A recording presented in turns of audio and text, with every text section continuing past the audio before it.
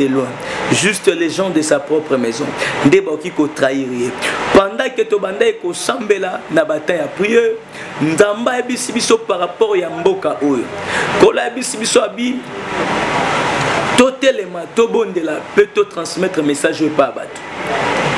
Congo ezana besoin ya batu oyo ba ozala ba traité. Batu oyo ba kozala lokola ba Pierre. Batu oyo ba kozala lokola ba Jacques ba Jean. Ba otuna Yesu ba bi Seigneur. Nani kati na biso oteka yo. Congo ezana batu na posa ya batu abongo. Pendant que tobando sambela, nzamba azotali sa présence. Il y a un chef. Mokonzi moko azokota na Congo. Nayebi anete, nayebi mvula te, nayebi tante makambo ko salama. Mais namoni mokonzi azaki na ba collier d'or.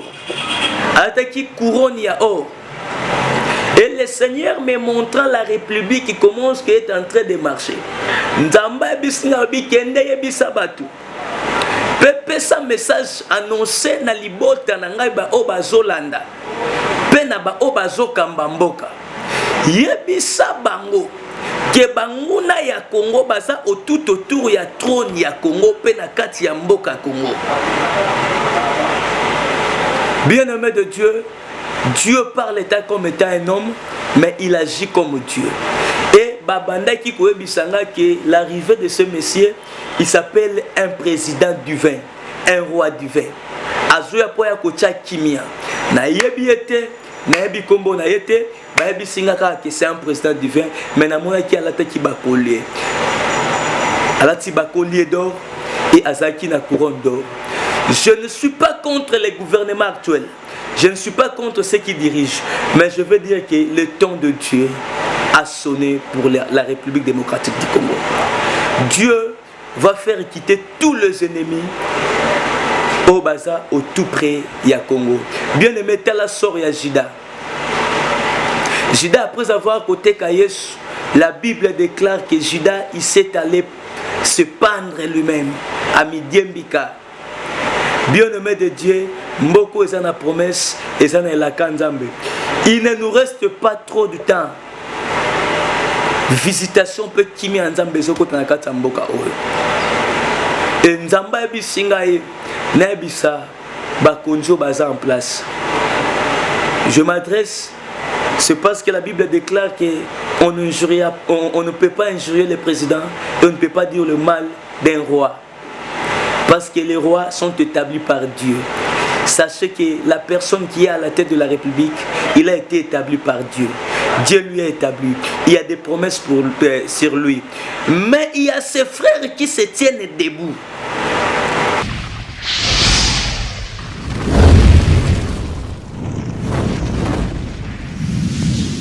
Shalom, shalom à vous les enfants de Dieu. C'est bien moi votre frère, le pasteur Israël Nash. Je vous salue au nom de Jésus. Je suis précisément à Kinshasa. Naza responsable à Ophelina. Jésus est mon papa. Naye liboso na bino pour nous représenter bino bana o bozomona na bilili pe ba difficulté tozanango. Na bana ki ngosala o ça fait longtemps ya koboko la bana selon ainsi dit l'Éternel. Mais ba difficulté ezamingi, difficulté ya loyer parce que tozo foutela et puis difficulté au foot la bana minerval pour to chuto bandaki. To pesa qui avance mais tikalindam. Nazo banga ke bana oyo bakata classe bakoma nango na sukate. C'est pour cela Dieu m'a mis au cœur na lancé message oyo na batu nyonso ya motema malamu basunga bana oyo bozomona na bilili. Bana oyo bozomona na bilili ndambo na juna rond-point ngaba, ndambo victoire, ndambo limité et puis ndambo l'état pesingai. Pona bande kolanga nyonso ba congolais bobi ba réalité nini to passer nango na mboka. Soki nga simple individu na ndimi kozwa bana oyo na bokola na ainsi dit l'Éternel. Soki l'état s'est décidé to mona suba fazer na zelati. C'est difficile ya osala ngonga moko. C'est pour ça nazo lancer appel na bana nyonso nzambe pona classe ya bana oyo pona loyer na bango kolata pe kolia na bango. Na osenga na batu nyonso baza cœur sensible pe baza na motema kosunga ba sunga biso pe ba salisa biso. Toza na commune ya Kalamu, quartier Kauka, référence ya monene tokangami na université Kimbangiste avenue Kombo Nango eza Marin numéro 16. Numéro de téléphone na biso pona bato balingi ba contacter biso pona ba détail mosusu eza plus 243 89 72 32 229. Nzamba pambola bato nyonso yo ba ko assister biso. Merci.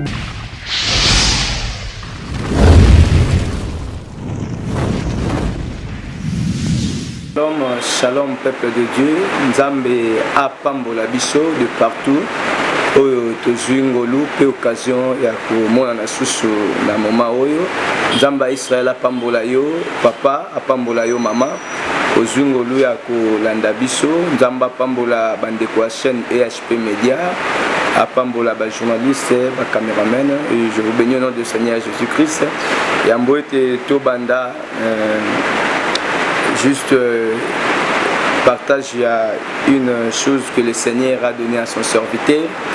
Nako sepela mingi tozwa moi ngonga muke ya losambo parce que nyonso ebandaka na Nzambe ezalaka malamu to bondeli na kombo na Yesu Kristo. Seigneur na pesi yo merci du fait que opesi biso tango opesi biso bomo souffle de vie o accordé biso na moment oyo na recommandé moment oyo na sango loboko na yo et que les anges de Dieu soient palpables et que les ciels soient ouverts dans le nom de Jésus-Christ crucifié et ressuscité. Nous avons ainsi prié et déclaré, nous disons Amen. Amen, Amen et shalom à tout le monde.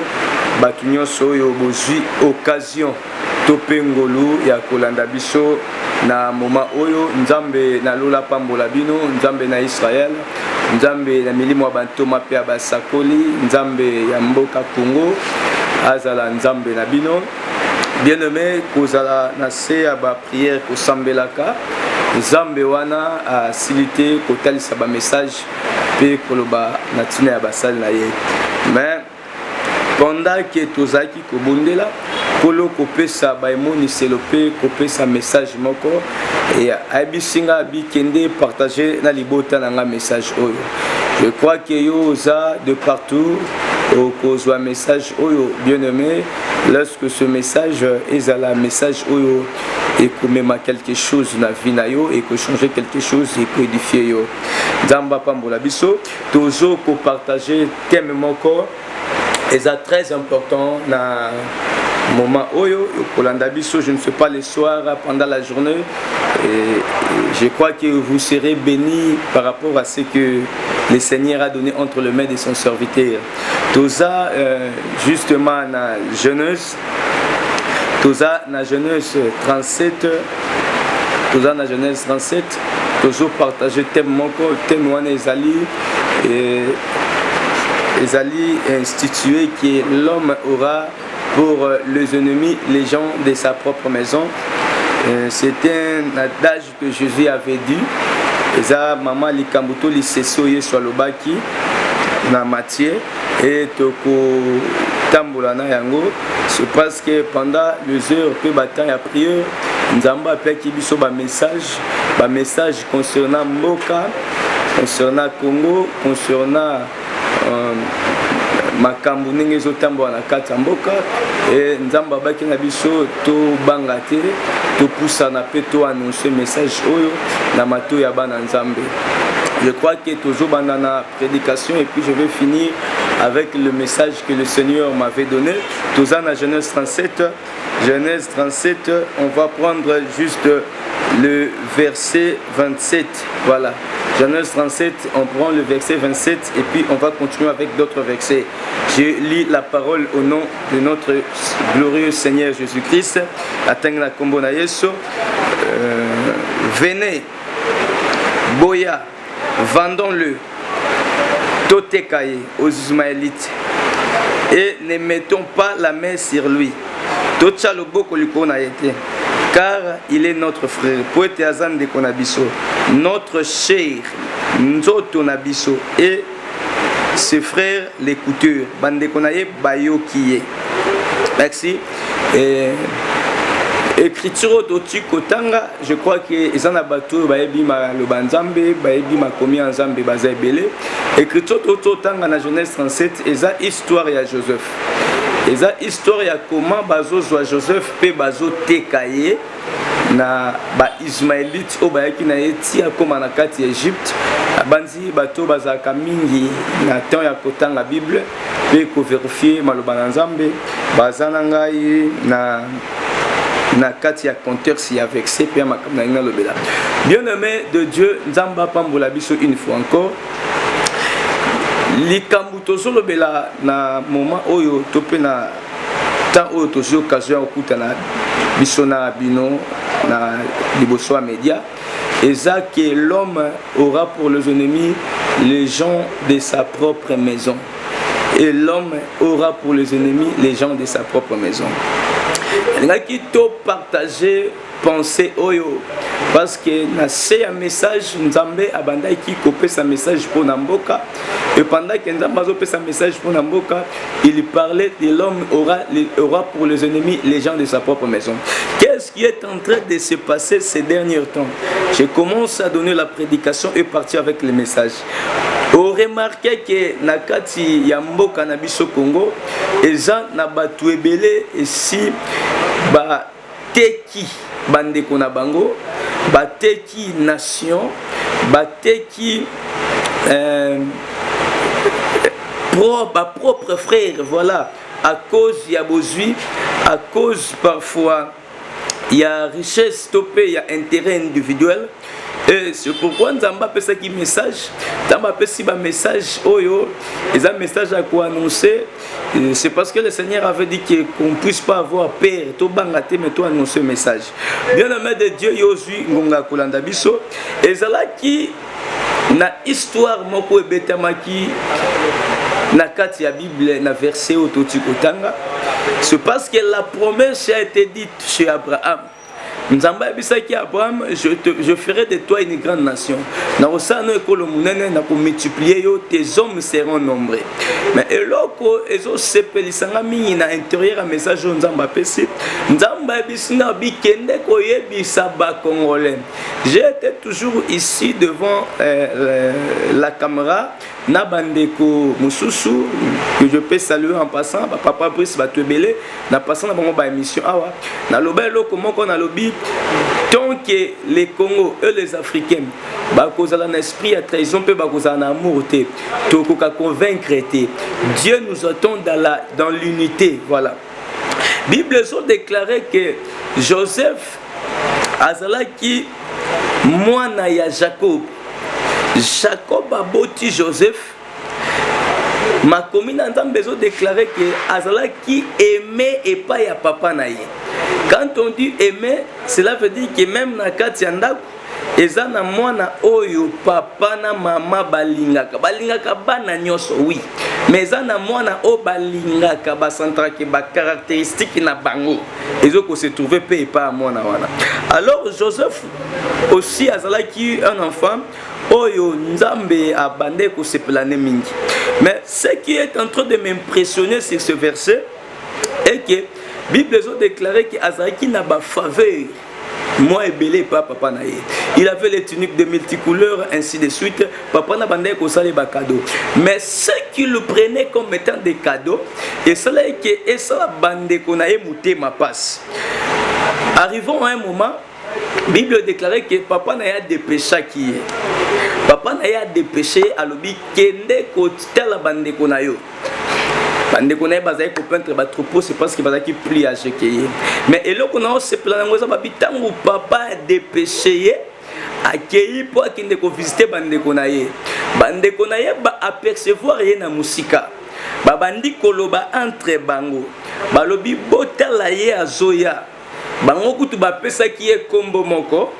Parce qu'ils appellent na bato belé ba pesa bango ba combo na ba famille, na ba entourage. c'est parce que on dit maïs le quoi mon conduit mon bixi poto sakayi. C'est ça. Yango ba situé au Combo mais yango ndete pesa o mawa. Ceux qui même batu ba isolé yo kozwa mawana pas cité c'est parce que yeso baki ki ba ko inabiso pona yi. C'est ça. Dans bitango Joseph Azoya bande connaît ba bi regarder le faiseur des songes. Batu ba pe qui même ina Combo. Ba bi ke ye azaka mosali bandoto moloti plutôt bandoto. Tango Azoya basangani babandi koloba pe koluka commence que ba okaki ko comploter contre ye. Pendant que baso koloba baso comploter mso abi tuons-les tobomaye. So bité tobomaye te. Moko bité tobomaye te. Tozoye toboakaye. Na kati ya citerne, babouaki na kati ya libulu. Mais à un moment donné, Dieu continua toujours à parler, c'est parce que la promesse était sur Joseph. Nzambe alobi na munoko wa banguna ya Joseph kozaki ba propre frère na ye. Ayebisi bango alobi tobi misaye totekaye et pas ba Ismaélite. Voilà. Nde côté ka bazo teka Joseph. Donc bateki Joseph côté akenda ki tobi histoire. Mais toujours vanda mingi sur que l'homme aura pour les ennemis les gens de sa propre maison. Oko remarqué que tango bazo beta lisolo ya roteka Joseph biso toyebi que la Bible n'a parlé que d'un seul homme. Bible mobimbe lobela ka mutu moko et puis mutu balobela kombone zalaka Yesu Christ à Nazareth. C'est parce qu'à Zolobabi la loi, les prophètes tous ils ont parlé que de moi. Maintenant tango babandi ko beta lisolo Yakobo ma Joseph biso to se réfère à kanaba écriture parce que to yebi que le véritable Joseph Oyo bande kone bainaki ezalaka Christ. C'est pourquoi on remarque dans Matthieu 10 le verset 36, Yesu azopesa adage. Yesu bandi kopesa lisese concernant l'ennemi de sa propre maison. Yesu alobi, c'est pourquoi je vous dis l'homme aura pour les ennemis les gens de sa propre maison. Tango tozolobela ennemi, premier ennemi na kati ya propre maison. Oyo azoko côté les mapwa banda côté ka notre Seigneur Jésus-Christ toko présenter na type ya liboso za la ka Judas. Judas alaki d'abord le premier ennemi. Azaki le premier ennemi oyo asetenaki ya kozwa. Merci beaucoup. Donc on remarquait que tango bazote ka Joseph babanda ki kolobela langage moko. Et nous savons que la Bible est le belaka bisoka ka lisolo amutu moko. C'est parce que Jésus dit la loi, les prophètes et les psaumes tous ils ont parlé que de moi. Maintenant tango bazoteka Joseph Bible lobi bande konaye ba complotaki balukai ba bomaye. Mais tant ya quitté. Et après un moment Ndenzamba solo bana munoko wa banguna abisi bango lobi botekaye parce que Dieu a la capacité aussi de parler dans la bouche de nos propres ennemis. Ndetozo comprendre que l'isolo à Joseph faut babete zakali solo ya Christ. Zakali solo ya Yesu. Maintenant on remarque que les propres ennemis oyo azobima na kati ya ndako. Merci. Ezalaka nde Judas. Donc, dans la Bible, dans Matthieu 10, 36, que l'homme aura pour les ennemis les gens de sa propre maison. Yesu abetaka lisolo na yemoko. Ndenge Judas a ôté les mélaïs. Merci. Par rapport à la Bible, à la révélation et à la prophétie. Donc, Jésus parle de lui-même. Mais on remarque que même dans la vie quotidienne, il y a plusieurs et beaucoup de personnes qui connaîtront les ennemis dans leur propre maison. Quand on parle de propre maison, qui est situé en propre maison, qui est forme belle, tu peux avoir un entourage des amis, des personnes que tu travailles avec, des personnes que tu fréquentes, même tes propres enfants. Mais parmi ces gens-là, il y a un ennemi oyo aoki côté les mapé ko se soulever côté les melayo. Cela est biblique. C'est pourquoi tant on a zobeta lisolo ya Judas, je parle de Judas comme étant le premier ennemi parce que lisolo a Judas à côté ka Yesu ya ko trahir et banda leloté. On remarque que tant que Judas a noté qu'à Christ, et l'autre est poussé qui Judas qui n'est côté qu'à Christ. Et ça, et l'autre oyo Ndambe a interdit ça na kati ya Exode 20. Dieu a dit ceci: ne convoitez pas. C'est ça. Donc ce qui amène la haine à un homme, ce qui amène le mauvais cœur, ce qui attire les mauvaises pensées, c'est de la convoitisme. C'est ce que nous sommes en train de vivre aussi dans le monde aujourd'hui. Au Congo, en Afrique, en Europe, en Asie, en Océanie. Vous verrez que ce qui a poussé l'homme de détruire son prochain, c'était de la convoitisme. L'homme veut vivre mieux que l'autre. Nde yango ezaki likambo esalaki ke na kati ya royaume ya Jésus. Parce que Jésus vraiment azalaka na royaume na ye. Na kati ya royaume ya Jésus, tout le monde a pensé Judas s'est soulevé. C'est parce que quand na ye sémence ya Satan ezalaki. C'était quoi la sémence? C'était la convoitisme et être soifé d'argent. C'est ça. Nde yango esalaki Judas. On remarque que Judas azalaki trésorier ya Yesu. Yesu azo simbisa eba bien. Mais tellement que le monde dit que le cœur de l'homme a été toujours mauvais, l'homme ne voit que le mauvais que le bien. Donc il y a bande au quand que soit qui soit zumbongo et qui ko sungaye pe ba passe ne ko sila parfois na idée na ye. Bon, il s'est décidé alors de devenir l'ennemi de Christ. Il s'est décidé de devenir l'ennemi de Christ. C'est idem. Judas a présenté à frère et à Joseph. Quand je parle de Judas, je parle de tout Israël. Jésus dit ceci: Israël, vous qui avez commencé à tuer des prophètes depuis le temps d'Abel. Or, au temps d'Abel, celui qui a tué Abel, nous connaissons tous c'est Caïn. Donc Jésus nous a expliqué que Caïn, son nom c'est Israël. Donc Israël azalakana mutema libanga. Mutema makas. Ndezakati pa Judas. Maintenant, on remarque que dans Judas, avant que Judas soit makanisa oteka Yesu, Yesu a télémaka déjà. Arebisi batuna c'est parce que n'alobaka toujours que le langage ya Yesu est un langage parabolique. Il parlait dans des paraboles. Arebisi batukabi, l'homme aura pour les ennemis les gens de sa propre maison. Donc les gens de sa propre maison, Jésus faisait allusion, il regardait directement Judas. C'est pourquoi mon colonne batuni pas ba disciple mususu babi. Alors qui nani mutako trahir yo poteka yo. Yesu obek na bangote. Abi c'est lui que je plongerai les pains dans le vin que je le donnerai. Yenda au trahir ngai. Donc bien aimé de Dieu, yoza na Europe, na Afrique, na Océanie, na yepona partager nos eloko moko na Congo awa. Les Congolais ici à la RDC, on est en train de vivre des grands problèmes sérieux. De grands problèmes sérieux awa na Congo, bien aimé de Dieu, oezo senga ngana yo tozala bomoko puis tozala uni parce que l'unité l'amour et memaka batu musika et memaka batu na dimension mususu. C'est pourquoi la Bible dit là où deux ou trois ils se réuniront à cause de mon nom. Donc tant batu baza uni c'est que ba confessaka nzambe moko. Batu wana ba priaka nzambe moko. Parce qu'on remarque que tant Judas te qui Christ. Parce que l'isolo ya l'homme aura pour les ennemis les gens de sa propre maison. Yesu a bêté l'isolo ya ndaku ya Jacob. Parce que la maison de Jacob, en réalité, c'est l'éternité. L'éternité, c'est le ciel. Na zongi mo mukesi mana mekampe ko expliciter si kawana pour qu'on puisse pas avoir des ondes d'ombre.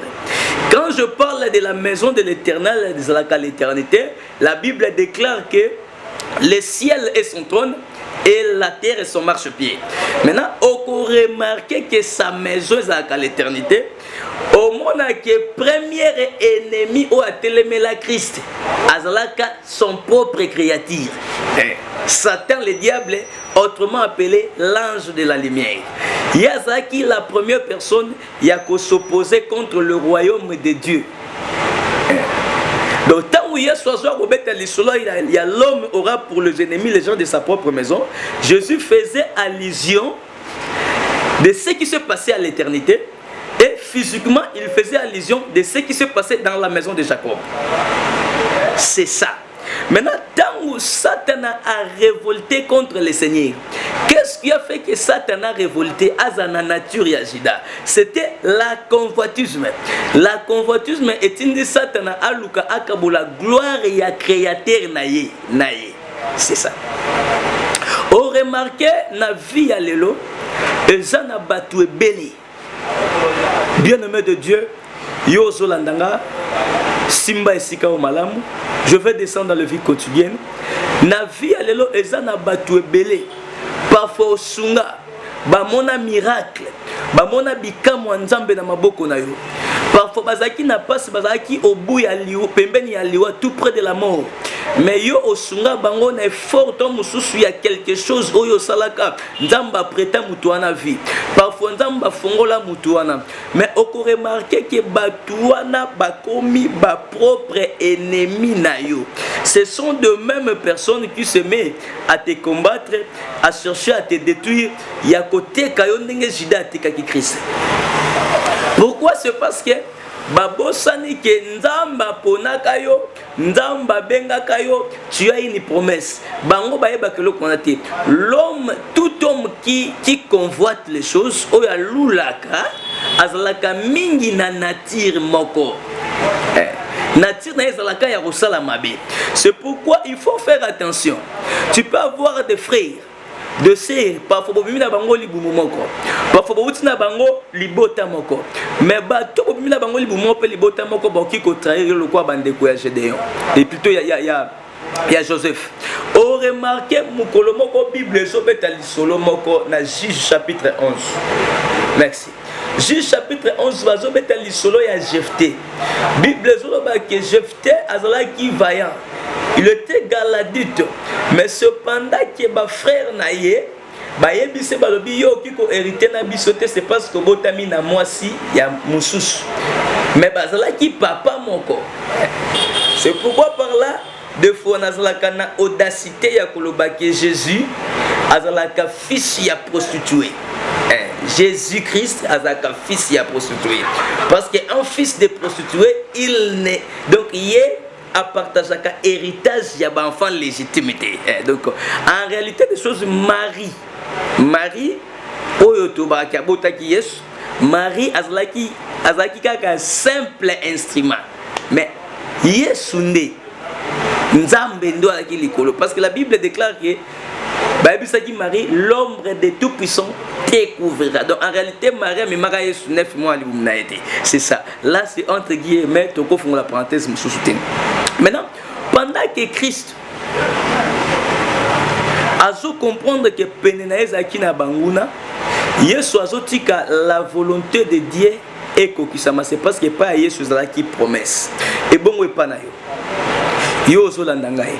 Et pas na yo congolais, et pas na yo sœur, et pas na yo frère. De cause occasion ya kolanda message paix exhortation to paix prédication. Et pas na yo bateau ba entouré yo. Merci, je m'en souviens encore un jour, dans Psaume 22, David Azolela, Nassé a prié, Azobabi, Seigneur, les taureaux m'ont environné. Combien est-ce que les taureaux m'ont environné? Combien est-ce que au sali batu bolam? Combien est-ce que au sungi batu? Bible lobi oazo sala mabe akobana mabe oazo sala malamu pa kobana malamu. N'interdit yo ko sala malamu te. Mais na yena yebisa yo effet naturel moko au comprendre que l'homme n'a pas pour les ennemis les gens qui viennent de loin, juste les gens de sa propre maison. Ndeboki ko trahir. Pendant que to banda ko sambela na bataille à prier, ndamba ebisi biso par rapport ya mboka oyo. Kola ebisi biso abi totelema tobondela peut te transmettre message par batu. Congo ezana a besoin ya batu oyo ba ozala ba très traité. Batu ba kozala lokola ba Pierre. Batu ba kozala lokola ba Jacques ba Jean. Ba tuna Yesu ba bi Seigneur nani kati na biso oteka yo Congo eza na posa ya bato ya bongo pendant que tobando sambela nzamba azotali sa présence. Il y a un chef mokonzi moko azokota na Congo nayebi anete nayebi mvula te nayebi tante makambo ekosalama mais namoni mokonzi azalaki na ba collier d'or ataki couronne ya or. Et le Seigneur me montrant la République qui commence qui est en train de marcher. Nzamba bisinga bikende yebisa batu. Pepe sa message annoncé na libota na ngai ba obazolanda. Pe na ba obazokamba mboka. Yebisa bango ke banguna ya Congo baza tout autour ya trône ya Congo pe na kati ya mboka Congo. Bien-aimé de Dieu, Dieu parle étant comme étant un homme, mais il agit comme Dieu. Et babanda qui koebisanga que l'arrivée de ce monsieur, il s'appelle un président du vin, un roi du vin. Azoya poya kocha kimia. Na yebi ete, na yebi kombo na yete, ba yebi singaka que c'est un président du vin, mais na mona ki alata ki bakolier. Alati bakolier d'or et azaki na couronne d'or. Je ne suis pas contre les gouvernements actuels. Je ne suis pas contre ceux qui dirigent, mais je veux dire que le temps de Dieu a sonné pour la République démocratique du Congo. Dieu va faire quitter tous les ennemis au Baza, au tout près du Congo. Bien aimé, Tala sort ya Jida. Jida, après avoir côté Kayesh, la Bible déclare que Jida, il s'est allé se pendre lui-même à Midiembika. Bien-aimé de Dieu, Mboko est la promesse et ça est la Kanzambe.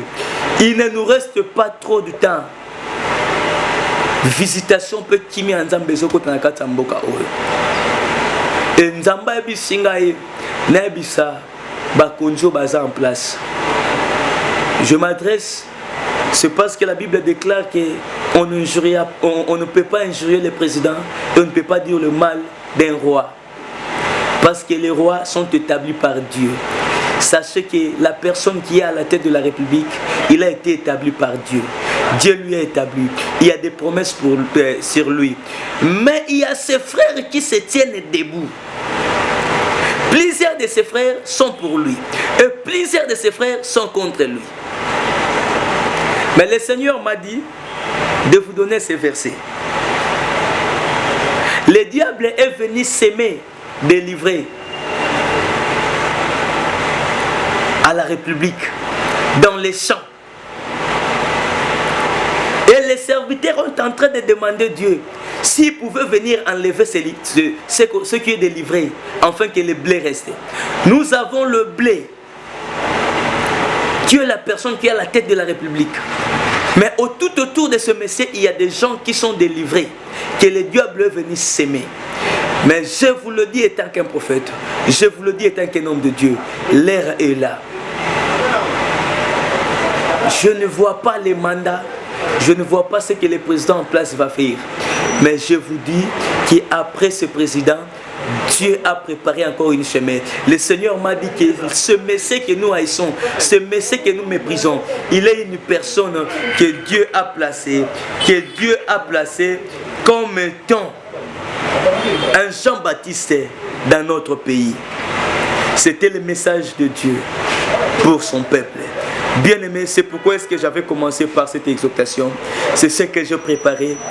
Et je préparais pour venir exhorter le peuple de Dieu. C'est parce que c'était le message et ce que Dieu m'avait dit. On a les ennemis, même dans des vies actuelles. On a les ennemis, même tout autour du pays. Mais le Seigneur ne laissera pas son pays. Il ne laissera pas son peuple. Si Jésus ne revient pas très tôt, nous allons nous rencontrer demain ou après-demain. Que mon Dieu vous bénisse. Qu'il bénisse les Congo. Qu'il bénisse l'Afrique.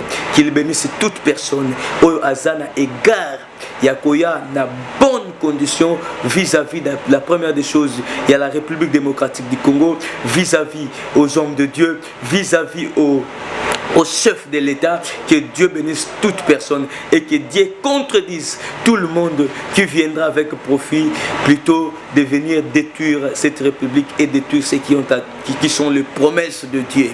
J'ai ainsi déclaré que mon Dieu vous bénisse, qu'il bénisse tout le monde, qu'il bénisse les Congos, qu'il bénisse la chaîne EHP Média, qu'il bénisse les journalistes, les caméramans, tout le monde, que le Seigneur vous bénisse. Je crois que nous avions commencé avec la prière et on va aussi finir avec la prière. Et ce que je tiens à vous dire comme étant le dernier mot, soyez prudents, soyez vigilants, comme Jésus dit. Veillez et priez afin que vous ne tombez pas à la tentation. C'est parce que l'ère où nous sommes, c'est l'ère de la puissance de l'ennemi. Que Dieu vous bénisse de partout où vous avez la grâce, parce que tout c'est la grâce. Là où vous avez eu la grâce de nous suivre, que le Seigneur vous bénisse. Nous allons finir par la prière. Là où vous êtes, je crois que il y a des personnes qui ont des problèmes, il y a des personnes qui sont malades, il y a des personnes qui veulent que Nzamba visiter Bango. Ceux qui sont malades, ceux qui sont capables, ceux qui ont un problème, la solution te touche ta tête, tout dépend de la tête. Dieu va te visiter et tu verras la gloire de Dieu. Je veux prier. Prions au nom de Jésus. Seigneur, le Dieu d'Abraham, d'Isaac et de Jacob, le Dieu de la circoncision de la croix. Nous avons été ici, c'est parce que tu nous as donné un message. Ce qui ont l'obité, tu as tendance à voter les matériaux à Koloba. C'est parce que Yambote Malobe Bimayondo Tchak. Kolo Simba Baenyoso Balandi émission na moment oyo. Bayo baza malade. Baza na ba problème. Ba problème na ba vie actuelle. Bato baza environné na ba taureau. Ils ne savent pas quoi est-ce qu'ils doivent faire. Bazo bate ba kende wapi. Kolondo pesa kabwanya. Bible lobi soko pesi vision pesa kapé provision. Simba bango kangola délivrer mema kimia na ba obazangi kimia dans le nom de Jésus. C'est parce que nous a le véritable prince de paix. Nous avons ainsi prié et déclaré. Nous disons merci Seigneur Jésus-Christ et Amen. Que le bon Dieu vous bénisse de partout où vous êtes. Na bandi tokomona na ata nikolekoya nzambe na dina bala pe nzambe na Abraham na Isaac na Jacob apambola biso.